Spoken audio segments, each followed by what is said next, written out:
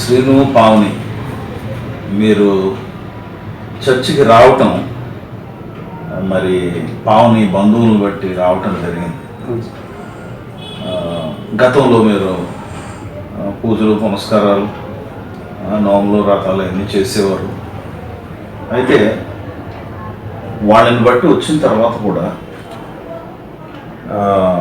ఒక సమస్య ఎదుర్కొన్నారు ఏమా పావని. ఆ సమస్యను బట్టి నువ్వు ప్రార్థన చేయటం, మరి సేవకుడిగా నేను కొన్ని మాటలు చెప్పడం జరిగింది.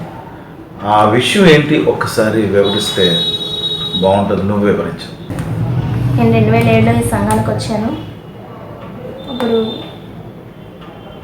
ఒక చిన్న పాపని తీసుకొని వచ్చాను. నాకు 2006లో మ్యారేజ్ అయింది. మ్యారేజ్ అయిన 1 ఇయర్ బేబీ ఉంది. మన పాప పుట్టినప్పుడు నా పరిస్థితి చాలా సీరియస్. 3 డేస్ నొప్పులతో ఉండిపోయాను, పెయిన్స్తో. డాక్టర్లు అయితే ఏమీ చెప్పలేమని చెప్పేశారు. బ్లడ్ ఎక్కించాలన్నారు, తర్వాత ఆపరేషన్ చేయాలన్నారు. బ్లడ్ టెస్టులు చేశారు, బ్లడ్ ఎక్కించలేదు, ఆపరేషన్ చేయలేదు, ఏం చేయలేమన్నారు. ఇలాంటి పరిస్థితిలో మరి మా అమ్మ అయితే చాలా విపరీతంగా వెయిట్ చేసేది, ఎవరు ఏమీ చేయలేని పరిస్థితి. డెలివరీ టైంలో మరి అంత బాధపడినప్పుడు నేను ఒకటే అనుకున్నాను దేవుడితో, శ్రేయ నేను నా బిడ్డ క్షేమంగా ఉండినట్లయితే నీ సన్నిధికి వస్తాను, నేను బాప్తిజం తీసుకుంటానని చెప్పాను. నేను ఒక నిర్ణయం తీసుకున్న వెంటనే ఒక 1/2 గంటలో 6 గంటలో మరి నేను డెలివరీ జరిగింది. ఆపరేషన్ లేకున్నా, బ్లడ్ ఎక్కించుకున్నాను, ఏమీ జరగకుండానే మరి నార్మల్ డెలివరీ జరిగింది.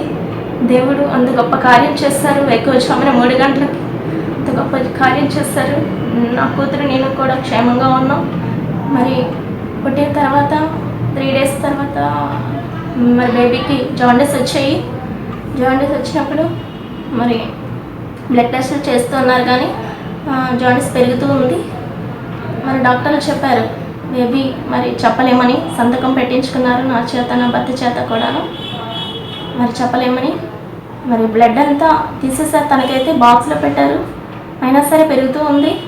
బ్లడ్ అంతా తీసేశారు, కొత్త బ్లడ్ ఎక్కించారు, అయినా సరే తనకు పెరుగుతూ ఉందని చెప్పారు. మరి నేను అలా ప్రేయర్ చేస్తూ ఉండేదాన్ని, ఎస్ఐ అనొక నా బిడ్డ కావాలి అని.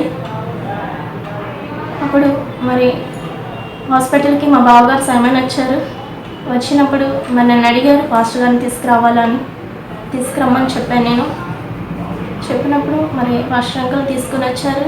అంకుల్ ప్రేయర్ చేశారు పాపకి నాకును. ఏం కాదమ్మా బాగుంటుందని చెప్పారు. మరి పాస్టర్ గారు చెప్పినప్పుడు నాకు ధైర్యం వచ్చింది. మరి అటు రీతిగానే మరి రోజులు బేబీకి బ్లడ్ ఎక్కించారు.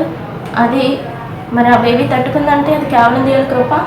మరి దేవుడు సంపూర్ణ ఆరోగ్యం ఇచ్చి దేవుడిని ఈరోజు నిలవబెట్టారు, ఆరోగ్యంగా తన్ని స్వస్థపరిచారు. నాకు నా బిడ్డకి ఎలాంటి ప్రాబ్లం లేకుండా దేవుడు సహాయం చేశారు.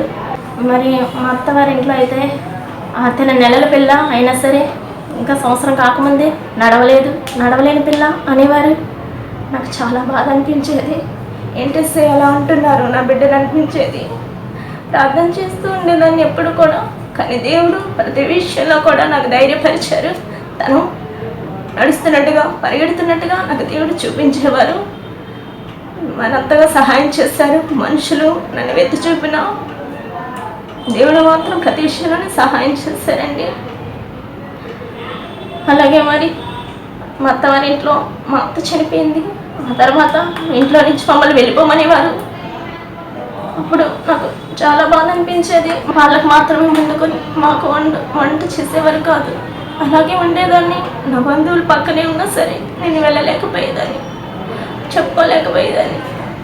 అయినా సరే దేవుడు ప్రార్థన చేస్తూ ఉండేదాన్ని, సహాయం చేశారు దేవుడు.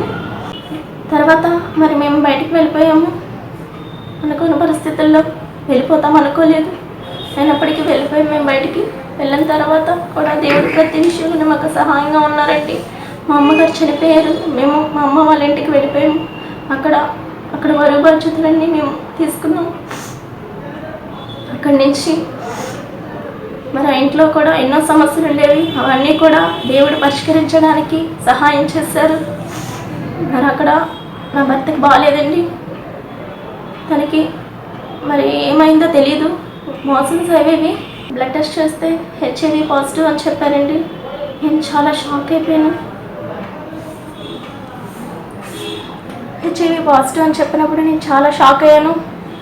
ఏంటి ఇలా జరిగిందని నేను తట్టుకోలేకపోయాను. మెడిసిన్స్ వాడుతూ ఉంటుంటే వాంటింగ్స్ అయిపోయేవి. మెడిసిన్ వేసుకోగానే వాంటింగ్స్ అయిపోయేవి. ఆ మెడిసిన్ పడేవి కాదు. తను మెడిసిన్ వేసుకుంటే శక్తిగా ఉండేవాడు కాదు. తన పనులు తను చేసుకోలేని పరిస్థితిలో ఉండేవాడు. అప్పుడు మెడిసిన్స్ ఆపేసాము. ప్రార్థన చేస్తూ ఉండేవారు వేకువజామున 3 గంటలకి. మరి 3 గంటలకు ప్రార్థన చేసినప్పుడు అలా 6 months చేస్తాము. దేవుడు కృపను పెట్టి దేవుడు స్వస్థపరిచారండి. మళ్ళీ ఒక టెస్ట్ చేసినప్పుడు పర్వాలేదని చెప్పారు డాక్టర్స్. నాకు చాలా ఆనందం అనిపించింది 6 monthsలో దేవుడు ఇంత గొప్ప కార్యం చేశారని. ప్రతి విషయంలో కూడా దేవుడు అలాగే మమ్మల్ని నడిపిస్తూ ఉన్నారు. దేవుళ్ళో ఈరోజు మేము రాకపోయి ఉంటే ఈరోజు నా కుటుంబం అంతా సజీవుల లెక్కల్లో ఉండవలసిన వారం కాదు. అంత అర్హత మాకు లేదండి. అంత గొప్ప ధన్యత, అర్హత, యోగ్యతను దేవుడు ఇచ్చారు మాకు. అందరిని బట్టి దేవుడికి వందనాలు. మరి శ్రీను, నువ్వు ప్రస్తుతం ఏం చేస్తున్నావు? ఆటో వేస్తాను. ఆటో చేస్తాను.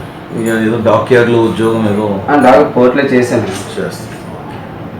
చాలా సంతోషం. మరి మీరు ప్రతి వారం కూడా చర్చికి రావటం, దేవుళ్ళో నమ్మకంగా ఎదగటం జరుగుతుంది. చాలా సంతోషం. పిల్లలు చేతతో చక్కగా సండే స్కూల్లో కూడా పార్టిసిపేట్ చేస్తున్నారు. చాలా సంతోషం. మరి వీక్షిస్తున్న మీకు వాళ్ళ పరిస్థితుల గురించి విన్నారు. అందరూ విడిచిపెట్టిన హెచ్ఐవి పాజిటివ్ అయిన ఆశ్చర్యకరుడు మన దేవుడు, అద్భుతకరుడు మన దేవుడు. ఆయన మీద ఆధారపడినప్పుడు ఏ మేలు కుదువు కాదు. తెల్లవారుజామున వేకునే 3 గంటలు లేచి ప్రార్థన చేసేవారు కనుక దేవుడు స్వస్థపరిచాడు. God will do those miracles for you if you keep praying like that. అందుకే ప్రార్థన చేయండి, దేవుడు తప్పకుండా మీకు అద్భుతాలు చేస్తాడు.